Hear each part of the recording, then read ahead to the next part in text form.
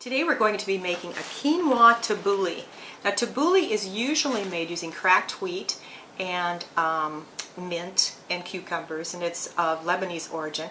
But we're going to make ours with quinoa so that it will be gluten-free. A lot of things that we do here are gluten-free, and we did a book called Gluten Free Made Simple. In this book you will find this recipe, and we'll also have it on our website. Okay, so I'm going to show you what the quinoa looks like. It comes in all three that I know of, different colors, kind of a white, black, and red. We've mixed the three together, and oftentimes you can buy them already mixed together because it's very pretty. It is a seed, and you will need to wash this before you use it. You have to rinse it for at least 2 minutes. So use kind of a sieve like this that's very fine so that it won't go through the sieve, because you can see the seeds are not very big. So that's what you have to do too, and I usually rinse it for at least 2 minutes under hot water before you start. And then just put it in a pan, cover it, and cook it for about 10 minutes with some salt or some chicken broth. All of this information will be on the project sheet, the recipe sheet, or in the book. But that's what you do. Rinse it and then cook it. Now I'm going to show you what it looks like once it's been cooked. It looks like this. And it just kind of puffs up. The more you cook it, the softer it gets. This is the way the quinoa looks after it's cooked, and now we're going to make it into our wonderful tabbouleh salad. We're going to start by adding our herbs, and tabbouleh always has mint in it, and so this is spearmint right out of my garden. If you've got room in your garden anywhere, plant some mint because it grows so easily. Otherwise you can buy it at the grocery store. It's always fresh. I use my kitchen shears to cut my herbs because I like that it's quicker, no stems, just leaves. And you can leave them really quite large because you like to have a little taste of these. So this is our mint. And then parsley is another thing that's traditionally always in tabbouleh. And again, our tabbouleh is made with quinoa, so it's gluten-free instead of cracked wheat. So there's our parsley. And then chives, I like to take chives. Now you can use green onion or chives. I like to just bend it over like this. It's just a quick way to do your chives, and just cut them really fine. And like I said, green onion is traditional, but I have all these herbs in my garden, and they're fresh, so it will take the place of the green onion. So we put about 2 tablespoons of each of our herbs in there.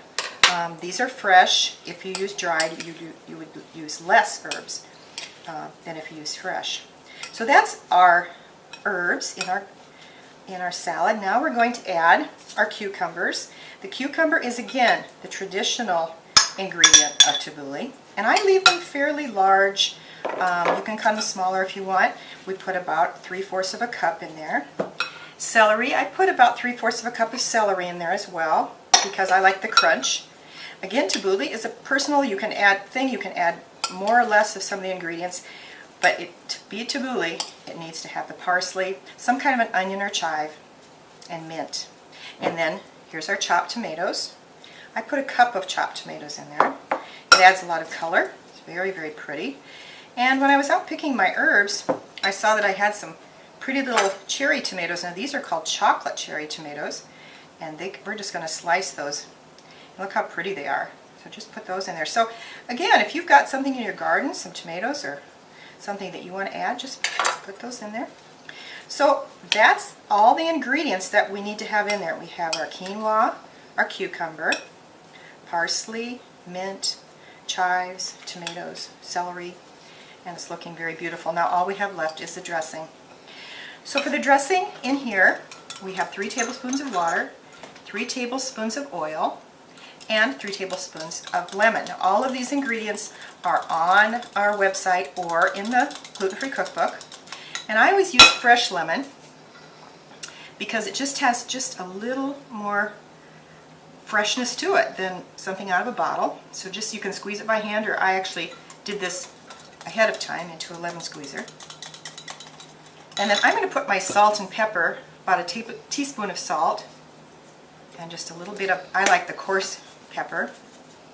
And then use a whisk to get those things all mixed together, or you can put it in a jar and shake it so that it blends, and then pour that on your salad.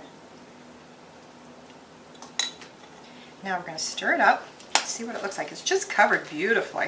And look at the color in there, and it's just got the, you can see all the quinoa and the, oh, it just looks delicious. So we're going to taste it now. We're going to see what we've got here.